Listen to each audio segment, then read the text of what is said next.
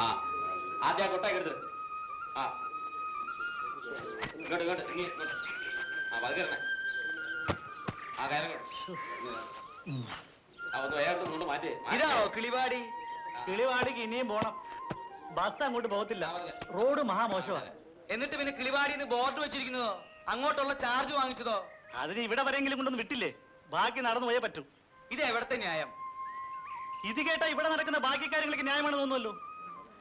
ഞങ്ങളുടെ ഈ ബുദ്ധിമുട്ട് സാറ് കാണുന്നുണ്ടോ? ഇന്ന് മത്തായി മുതലാളിയെ കാണുമ്പോ സാറ് ഈ റോഡിന്റെ കാര്യം ഒന്ന് പറഞ്ഞ് ശരിയാക്കണം. വാസ്തവത്തിൽ ഇത് കാണുമ്പോൾ എനിക്ക് സങ്കടം തോന്നുന്നു. ഈ കാര്യം പറയാൻ വേണ്ടി തന്നെയാണ് ഞാൻ ഇന്ന് മുതലാളിയെ കാണാൻ പോകുന്നത്. അപ്പൊ വരട്ടെ.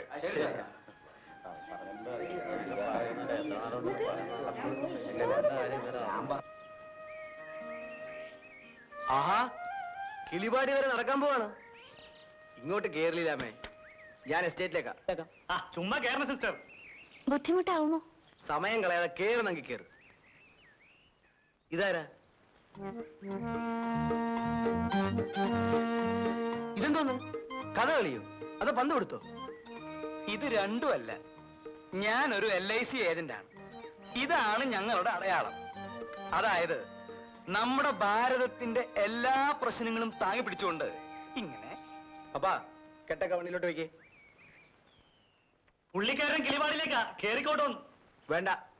അപ്പൊ പിന്നെ നമുക്ക് കിളിപാട് വെച്ച് കാണാം. വരട്ടെ. വേണ്ട വേണ്ട, നീയും നടന്നു വന്നാ മതി. പുള്ളിക്കാരൊരു കൂട്ട് വേണ്ടേ? ആ ലീലാമ്മയും മരുന്നൊക്കെ ഹെൽത്ത് സെന്ററിൽ ഉണ്ടാവും. ലീലാമ്മ കയറി.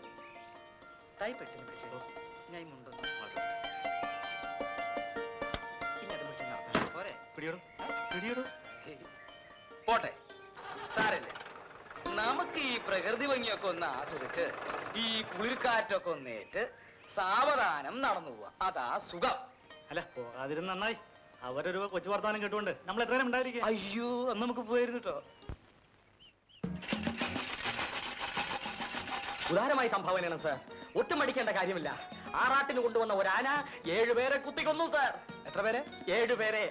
7 കുടുംബങ്ങളിലും കൂടി 756 മനുഷ്യ ജീവിതങ്ങളെ പട്ടിണിയിൽ നിന്ന് രക്ഷിക്കുന്നതിന് വേണ്ടി ഉദാരമായി സംഭാവനയാണ് സാർ. നിർത്ത്. ഞാനൊരു സംശയം ചോദിക്കട്ടെ. ഈ 7 പേരിൽ ഒരാള് പോലും ഇൻഷൂർ ചെയ്തിരുന്നില്ലേ? അയ്യോ ഇല്ലല്ലോ സാർ, അതവർക്ക് അറിയില്ലായിരുന്നു. കഷ്ടം. കണ്ടോ എത്ര ലക്ഷം രൂപയാണ് ആ കുടുംബങ്ങൾക്ക് നഷ്ടപ്പെട്ടെന്ന് നോക്കൂ. അപകടങ്ങൾ ഓർക്കാപ്പുറത്താണ് തല്ലി വന്നു വീഴുന്നത്. കരുതിയിരിക്കുന്നതാണ് ബുദ്ധി. അതൊക്കെ പോട്ടെ, താങ്കൾ ഇൻഷൂർ ചെയ്തിട്ടുണ്ടോ? ഇല്ലല്ലോ. എങ്കിലും ഉടനെ ചെയ്യണം. താങ്കളുടെ തൊഴിൽ വെച്ച് നോക്കുമ്പോ കയ്യും കാലും ഇൻഷൂർ ചെയ്യുന്നതാണ് നല്ലത്. കാര്യം ഇതുപോലുള്ള തൊഴിൽ കൊണ്ടു നടക്കുന്നവരുടെ കയ്യും കാലും ആളുകൾ തല്ലി ഒടിക്കും. അപ്പൊ ഇൻഷൂർ ചെയ്താൽ വീണു പോയാലും പട്ടിണി കൂടാതെ കഴിയാം. എന്തു പറയണു? എഴുതട്ടെ ഒരു പോളിസി? ഒന്നുമില്ല. പോയി വാ മോനെ, നമുക്ക് ഇടയ്ക്കിടയ്ക്ക് ഇങ്ങനെ കാണാം. കുറെ കാലം ഞാൻ ഇവിടെ ഉണ്ടാവും. എങ്കിൽ നമുക്കൊരു ഐക്യ മുന്നണിയായിട്ട് നീങ്ങിയാലോ? തെരഞ്ഞെടുപ്പ് വരികയല്ലേ? വേണ്ട വേണ്ട, ഒരു മുന്നണിയും വേണ്ട. പിരിവ് വേറെ, LIC വേറെ.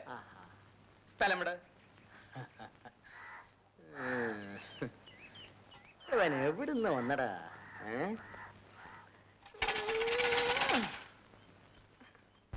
അതിരിക്കട്ടെ, ഇവിടെ തന്നെ വരാൻ നിങ്ങൾക്ക് എങ്ങനെ തോന്നി? ആരെങ്കിലും പറഞ്ഞയച്ചതാണോ അതോ? ആരും പറഞ്ഞയച്ചതല്ല, സ്വയം തോന്നി വന്നു, അത്രേ ഉള്ളൂ. കണ്ടോ, ഇതാണ് ദൈവനിശ്ചയം എന്ന് പറയുന്നത്. എനിക്കൊരു സഹായിയെ വേണമെന്ന് കുറെ നാളുകൊണ്ട് ഞാൻ വിചാരിക്കുന്നു. ഉടനെ ദൈവം അയച്ചെന്ന് കണ്ടോ? എന്ത് സഹായമാണ് നിനക്ക് വേണ്ടത്? നിനക്ക് സഹായത്തിന് ഞാനില്ലേ തെകരെ ഇവിടെ? നിങ്ങളുടെ ഒരു സഹായം ഒന്നും വേണ്ടാതെ മനുഷ്യ അവിടെ. നിങ്ങൾക്ക് ചായക്കടപ്പണി വല്ലതും അറിയാവോ? ഞാനൊരു ഇൻഷുറൻസ് ഏജന്റ് ആണ്. ആയിക്കോട്ടെ, ചായക്കടപ്പണി ചെയ്യാമെങ്കിൽ നിങ്ങൾക്ക് ഇവിടെ താമസിക്കാം. ഇവിടെ വരുന്നവരെയൊക്കെ ഇൻഷുർ ചെയ്യുകയും ചെയ്യാം. സമ്മതാണോ? ഓ, സമ്മതാ. ആ, എങ്കിൽ പെട്ടി എടുത്തകത്ത് വയ്ക്കൂ. അപ്പൊ എന്റെ പെട്ടിയോട് ജഗതേ? അതെടുത്ത് പുറത്തോട്ട് വയ്ക്കും. ജഗതേ, ഇങ്ങോട്ട് നീങ്ങുന്നേ, ബാ. ആ, ആദ്യമായിട്ട് ഇദ്ദേഹത്തെ ഒന്ന് ഇൻഷൂർ ചെയ്യുന്നത് നല്ലതാണെന്ന് തോന്നുന്നു. പണം കിട്ടും. കിട്ടുവോ? പിന്നെ ഭാഗ്യം, ഭാഗ്യം. പറഞ്ഞിരുന്നില്ല, ഭാഗ്യം. കണ്ട, ഭാഗ്യം നിങ്ങളെ വിളിക്കുന്നു. കേരള തൊടണ്ടേ, കർണാടക തൊടണ്ടേ, ആന്ധ്ര തൊടണ്ടേ, തമിഴ്നാട് തൊണ്ടണേ.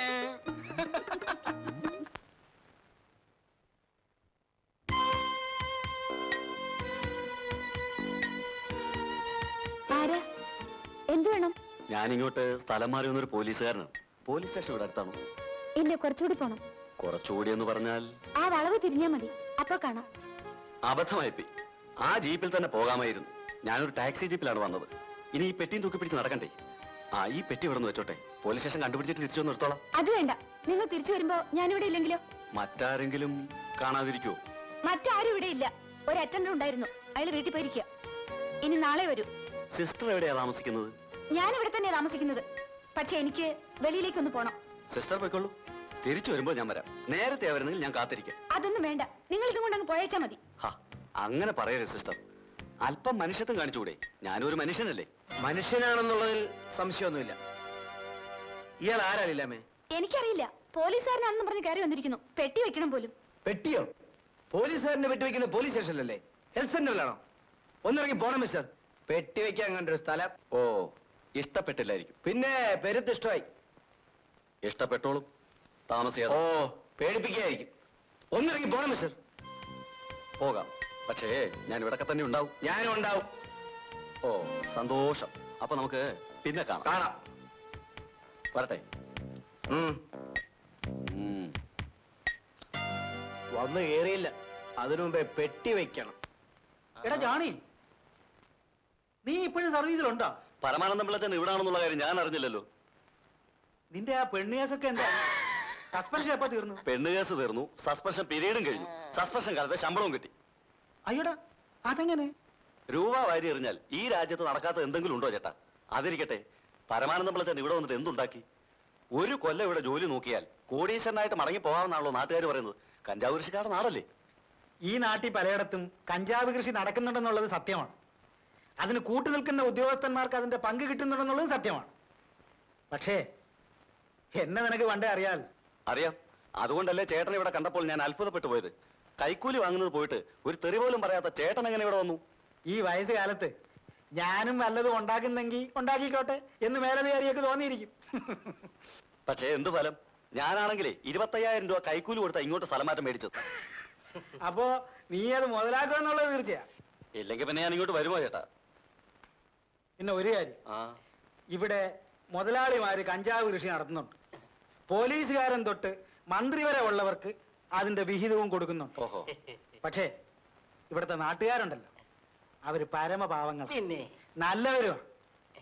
പിന്നെ ഈ പെമ്പിള്ളാരെ കാണുമ്പോ നിന്റെ ഒരുമാതിരി ഒരു ഒരു ഒരു ഒരു വിരിവിരിപ്പുണ്ടല്ലോ.